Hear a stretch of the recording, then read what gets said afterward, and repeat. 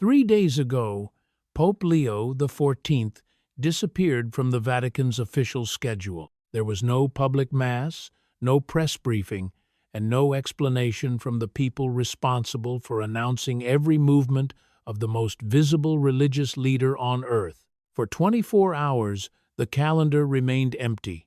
When he returned, those who saw him said his face carried the expression of a man who had been given an unbearable weight and had already decided what he would do with it. The missing hours did not lead to a hospital, a diplomatic meeting, or a private retreat inside Rome. Travel records placed him in Portugal, moving through the night with a delegation small enough to avoid attention and important enough to signal that the journey could not be ordinary. His destination was the sanctuary of Our Lady of Fatima, closed to the public, where 3 people were waiting inside the chapel of the apparitions.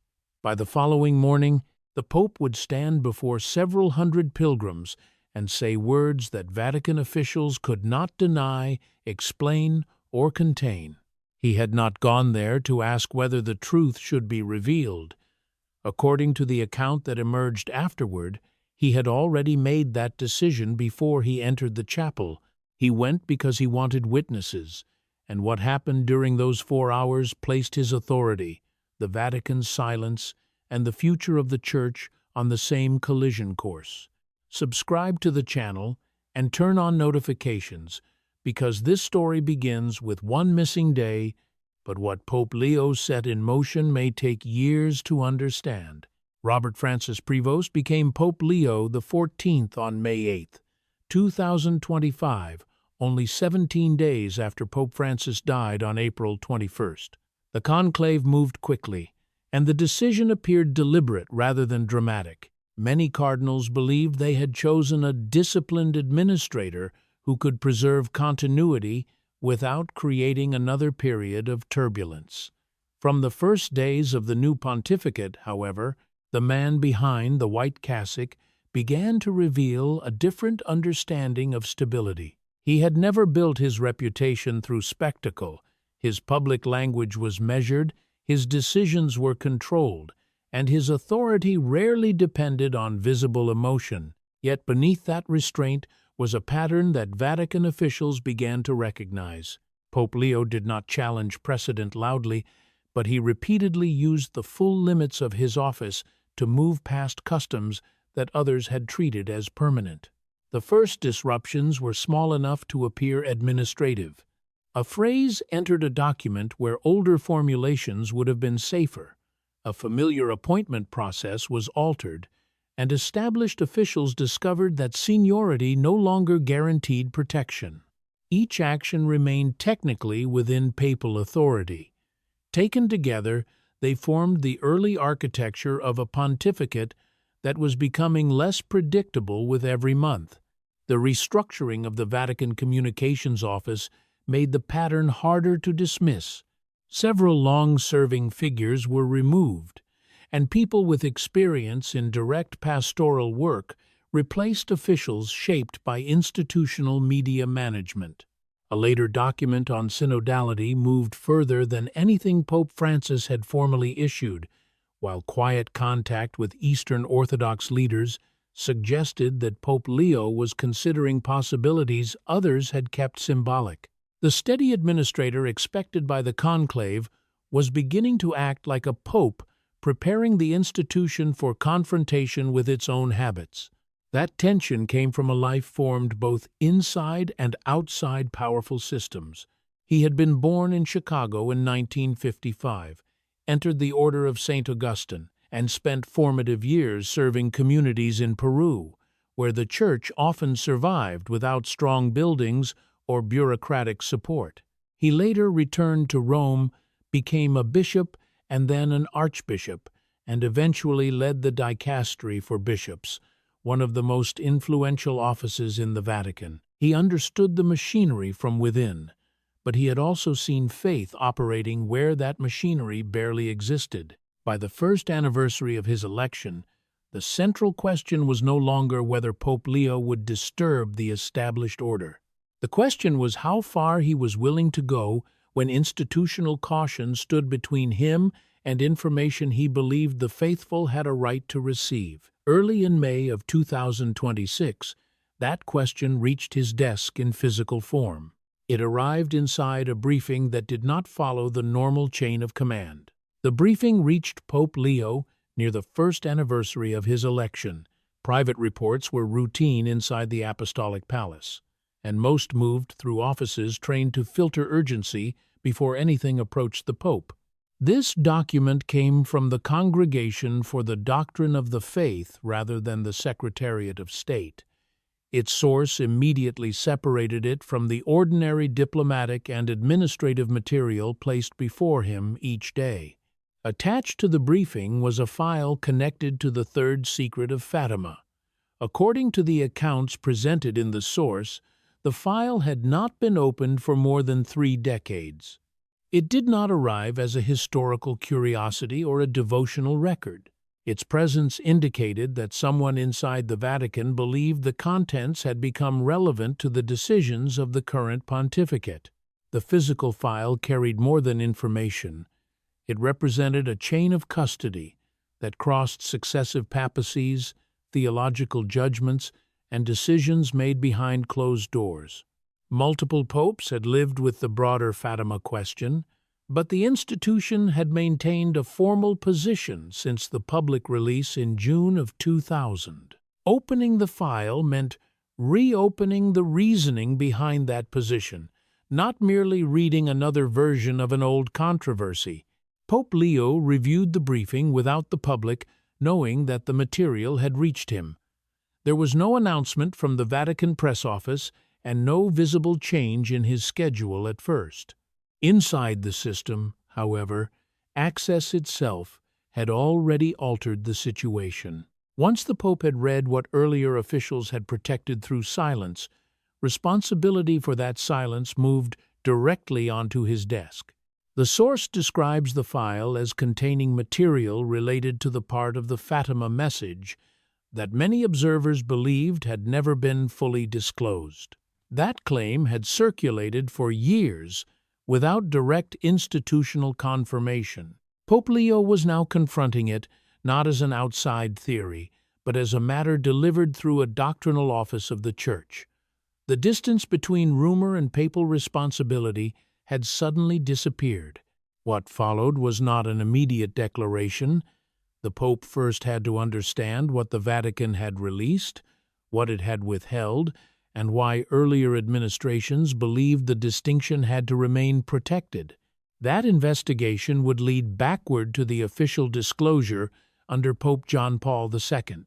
It would also lead toward 3 people who had been waiting for a pope willing to read their request. To understand why the briefing mattered, the story had to return to June of 2000, when the Vatican formally released the vision associated with the Third Secret of Fatima. Under Pope John Paul II, the public received the account of a bishop dressed in white climbing a hill beneath violence and gunfire before falling among the dead. Cardinal Joseph Ratzinger, who would later become Pope Benedict XVI, provided the theological commentary that framed the vision for the wider Church. The official interpretation connected the image to the assassination attempt against Pope John Paul II in 1981. For the Vatican, the matter appeared settled. The vision had been published, the symbolism had been explained, and the central historical connection had been established through papal experience. The institution had given the faithful both the text and the interpretation through which it expected the text to be understood. Publicly, there was no second stage waiting to be announced. The questions did not disappear. Over the following years, theologians, Catholic writers, and several senior church figures continued to argue that the released vision might not represent the complete written material. Their claim did not concern another visual scene. It concerned a separate explanatory statement, words allegedly attributed to the Virgin Mary and recorded apart from the symbolic account. The theory remained difficult to prove because those with direct access did not confirm it publicly. It moved through journals, private conversations, and Catholic intellectual circles where the same question returned without resolution. The Vatican's silence prevented certainty, but it also prevented the controversy from ending. Every denial that did not address the alleged second text left the central suspicion intact. The file placed before Pope Leo carried that unresolved dispute into the center of papal responsibility. He was no longer considering arguments assembled from public fragments. He was reading material transmitted through one of the Church's most sensitive doctrinal offices. Whatever the file contained, it forced him to confront not only the Fatima text, but the institutional decisions that had shaped what the world was allowed to see. The old arrangement depended on restricted access and controlled interpretation. It assumed that the Vatican could define the boundaries of the discussion by deciding which documents entered public view and which remained behind closed doors. Pope Leo had spent his first year challenging that kind of management in smaller ways. Now the same conflict had reached a subject carrying far greater spiritual and historical weight. On the evening of May 10, 2026, Pope Leo XIV landed at Humberto Delgado Airport in Lisbon. The Vatican Travel Office recorded the movement as a private pastoral visit, a designation broad enough to remain accurate while revealing almost nothing. There was no press corps waiting at the airport and no public announcement from Rome. Only the minimum security procedures accompanied the arrival. The delegation was deliberately small. Pope Leo traveled with his personal secretary, one cardinal whose identity had not been confirmed publicly, and 2 members of the Swiss Guard. The group did not move by helicopter. They entered waiting vehicles and began the drive north toward Fatima. The journey lasted approximately 1 hour and 40 minutes. During that time, the public schedule in Rome offered no explanation for the Pope's absence, and no advance notice reached the pilgrims gathered near the sanctuary. The cars continued through the night without the ceremonial movement that normally surrounds a papal visit. Every operational choice reduced visibility. They arrived at the sanctuary of Our Lady of Fatima after the site had closed to public visitors. The open spaces that usually carried crowds, prayers, and organized pilgrim movement had fallen quiet.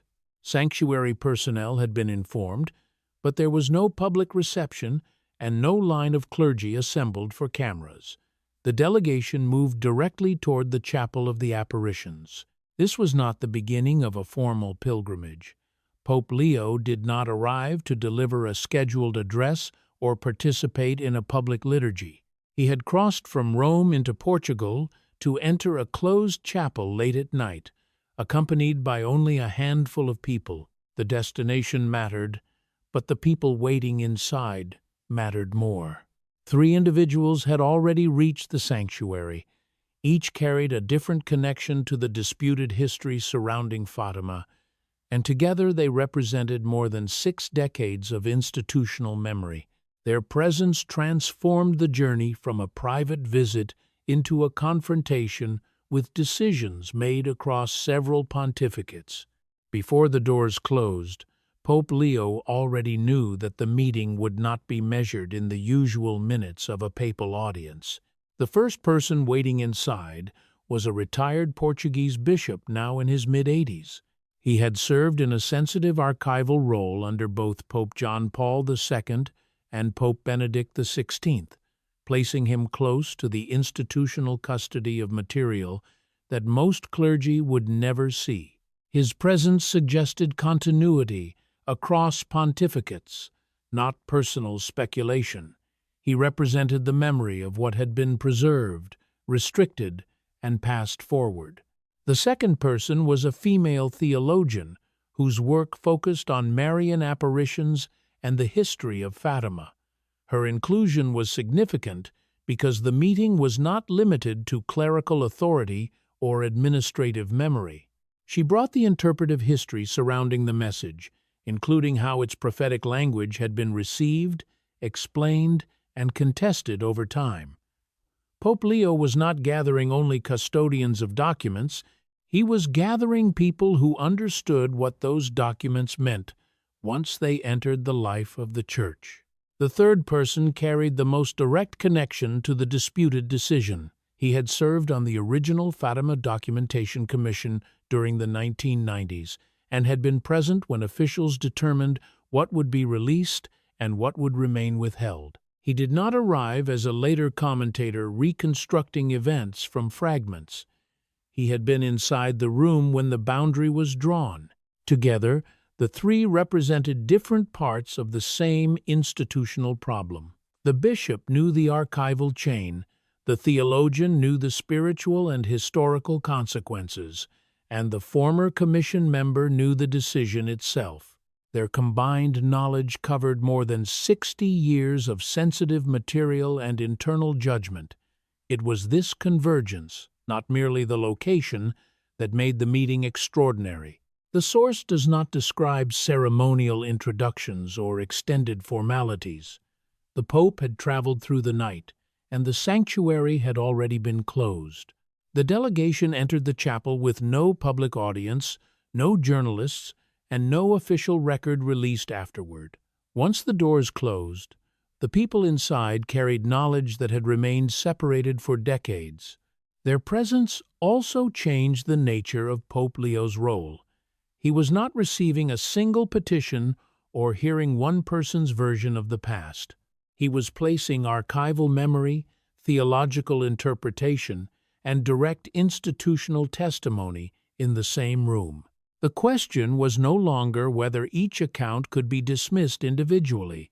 The question was, what would happen when all three accounts aligned before the Pope? The three individuals had reportedly been seeking an audience since the earliest weeks of Pope Leo's pontificate.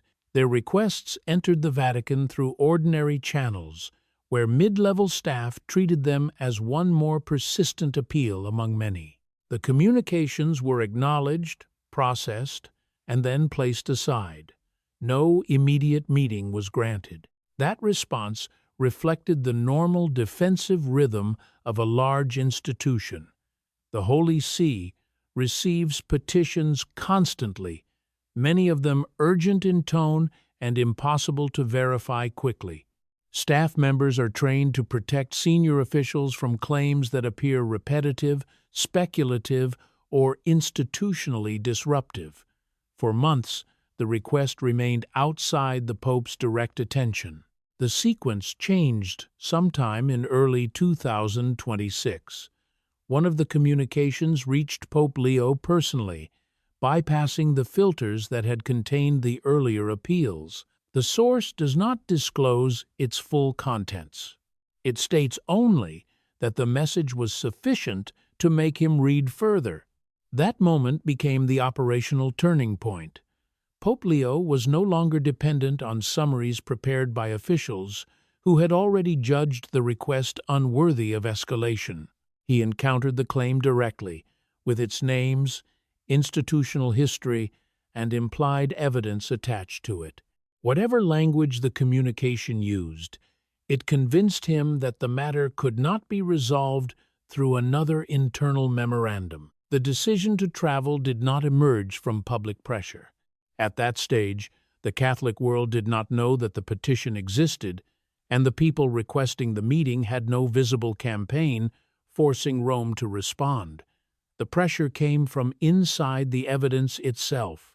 Once Pope Leo accepted that the three witnesses possessed knowledge he needed to hear together, the normal schedule became secondary. He did not summon them to a formal chamber in the Apostolic Palace. He chose to meet them at Fatima, inside the Chapel of the Apparitions, after the sanctuary had closed.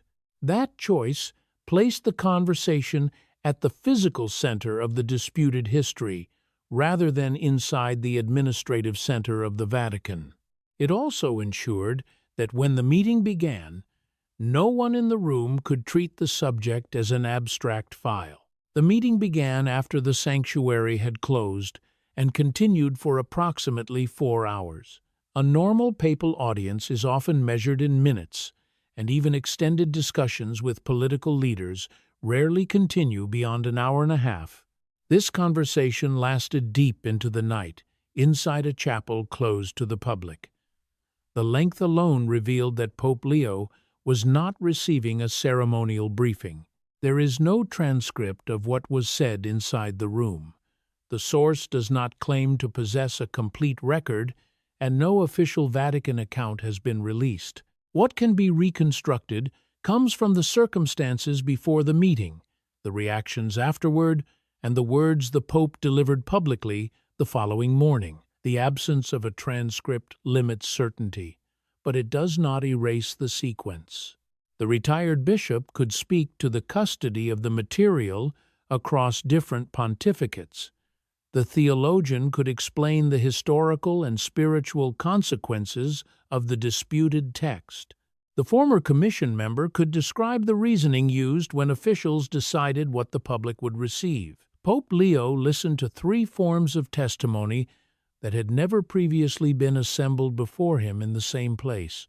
The central conflict was not whether Fatima mattered to the Church. The institution had formally recognized its importance, honored the visionaries, and integrated its devotional message into Catholic life. The conflict concerned the prophetic material that had been managed more carefully. Raw prophecy could create expectations, bypass ordinary hierarchy, and produce consequences that no office in Rome could fully control. The people who had withheld the alleged text were not presented as simple villains. According to the account given during the meeting, they believed that controlled disclosure protected the Church from confusion and instability. Their decision belonged to a world in which archives could remain closed and official interpretation could define the limits of public knowledge. Pope Leo believed that world had ended.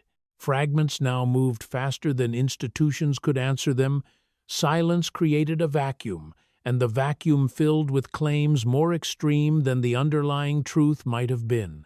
The strategy once intended to protect confidence was now producing suspicion. During those 4 hours, the Pope appears to have argued that continued management had become more dangerous than disclosure. The former member of the Documentation Commission reportedly understood the force of that argument. He had carried the memory of the original decision for decades, including the responsibility of knowing what had been withheld and why. At some point during the conversation, he wept.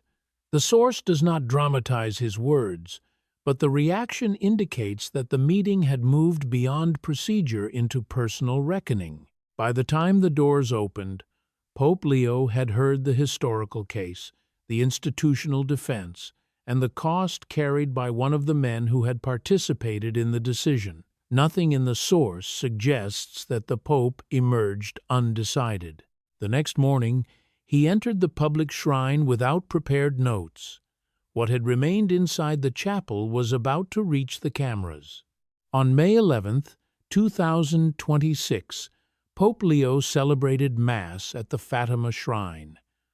The liturgy had not been announced in advance, so the crowd was far smaller than a normal papal gathering. Several hundred pilgrims were present, along with sanctuary staff and local clergy who had been informed during the night. Permanent media equipment inside the shrine ensured that the moment would not remain private. The Pope did not read from a prepared text. He spoke for approximately 14 minutes, with the restraint that had defined his public manner since the conclave. There was no dramatic announcement and no direct description of the meeting that had ended only hours earlier. Instead, he began with the Church's responsibility toward truth. He said that this responsibility does not expire. Material entrusted to the Church in faith could not be treated as institutional property managed for the sake of comfort. Some things had been given to the Church, not so they could be kept, but so they could eventually be given to others. The argument moved steadily from principle toward accusation. He then challenged the caution that had governed earlier decisions. The mercy of heaven, he said, was not served by institutional fear, and the time for certain forms of caution had passed. The people in the shrine listened, without yet knowing the full context behind the words. Those who had been inside the chapel understood that the Pope was no longer speaking in general terms. Then he crossed the line that Vatican officials could not easily redraw. He said that he had read what he was not supposed to read and heard what he was not supposed to hear. He added that he was no longer willing to pretend the weight belonged only to him. The room became still because the statement transformed a homily into evidence of an internal rupture. A sitting pope had publicly acknowledged access to material that had been restricted by the institution he governed. He had also indicated that private possession of that knowledge was no longer acceptable to him. He did not reveal the text, identify the witnesses, or announce a publication date. He did something more destabilizing. He made clear that a decision had already begun. The cameras recorded every word. Pilgrims carried the remarks beyond the shrine, while Catholic media networks began circulating short clips before the wider world understood where the Pope had been. The Vatican had not prepared a press strategy for the visit because the visit itself had not been publicly acknowledged. By mid-morning, the institution was responding to a crisis created by the Pope's own voice. The reaction in Rome began before the wider Castilla understood that the Pope had traveled to Portugal. By mid-morning on May 11, bishops, cardinals, and leaders of religious orders began calling Vatican communications officials for an explanation. The people answering those calls had no prepared narrative strong enough to contain the words already circulating. The Secretariat of State issued what it described as a contextual clarification. The statement said that the Holy Father's remarks reflected his personal pastoral engagement with the living tradition of Marian spirituality and should be understood within that spirit. It did not say that he had misspoken. It did not deny that he had accessed restricted material. That omission became the center of the response. Vatican observers accustomed to diplomatic language recognized a sentence designed to reduce pressure without resolving the underlying question. The statement shifted attention toward pastoral context while leaving the substance untouched.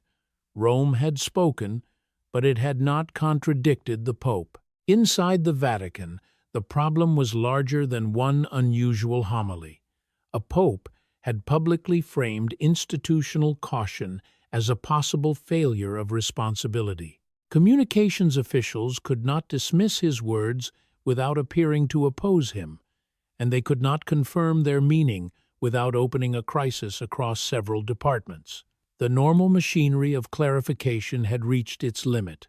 The first public divisions appeared almost immediately.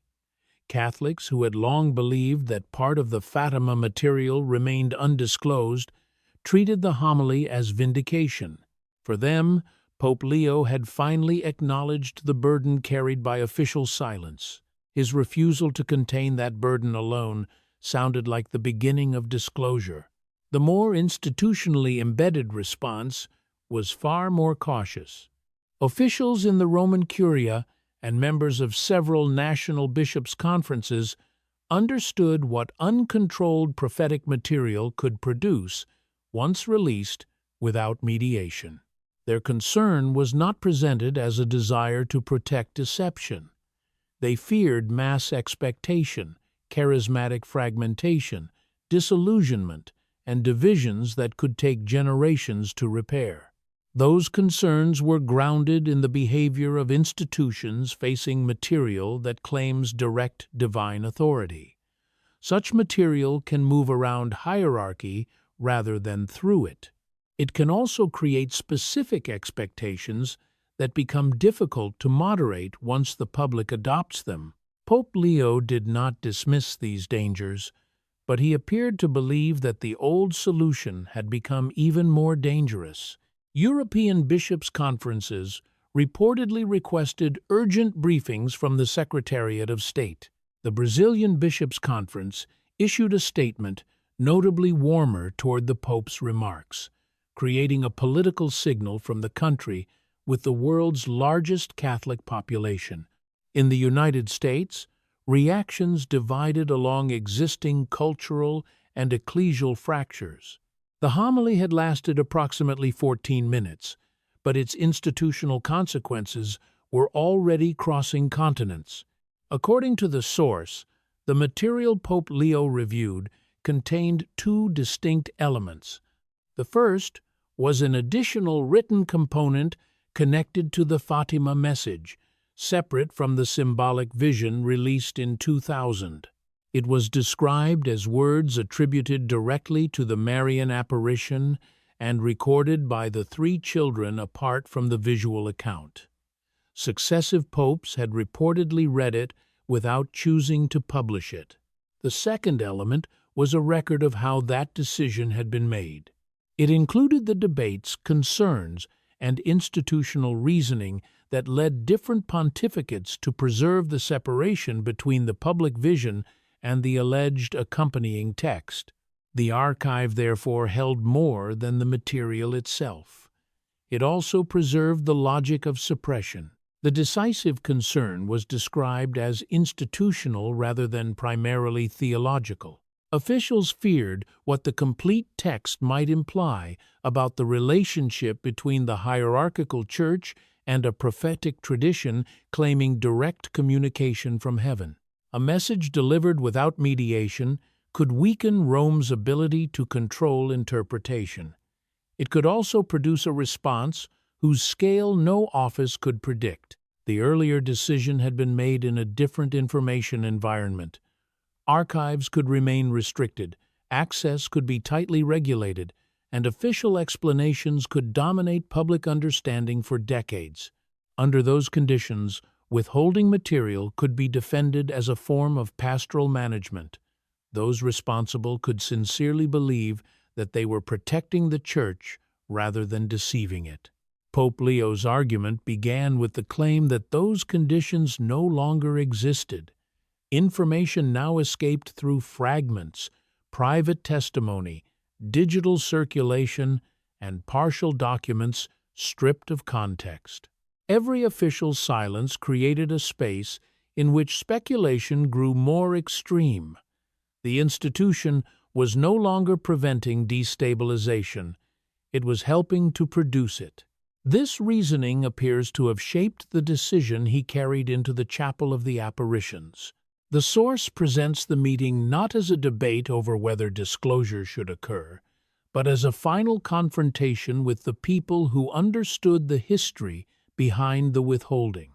The Pope wanted the archival record, the theological consequences, and the original institutional reasoning placed before him together.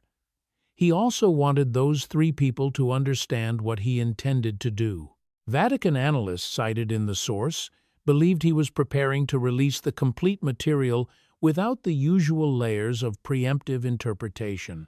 He might use a direct address, a letter, or another homily, rather than a formal document managed through ordinary communications channels.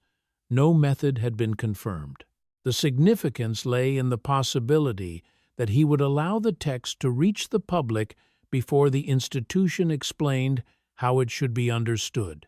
That possibility reflected a deeper conflict inside his understanding of papal authority. The traditional model treated the Pope as the final custodian of information whose disclosure had to be governed for the stability of the Church. Pope Leo appeared to be moving toward a different model, in which authority created an obligation to share what had been entrusted to him. The office remained powerful, but its power would be exercised through access rather than restriction. His biography gave that calculation a specific human foundation. In Peru, Robert Francis Prevost had served communities where Catholic life continued without extensive institutional infrastructure. He had seen faith carried by ordinary people who did not wait for bureaucracy to validate every act of devotion. Later, as leader of the dicastery for bishops, He learned how completely Rome could manage appointments, information, and institutional movement. He therefore understood both sides of the conflict. He knew why a centuries-old institution feared uncontrolled disclosure, and he knew that faith could survive beyond the structures designed to manage it. His first year as Pope had already included the restructuring of Vatican communications, a stronger document on synodality, and unusually serious outreach toward Eastern Orthodox leadership. Fatima was not an isolated disruption.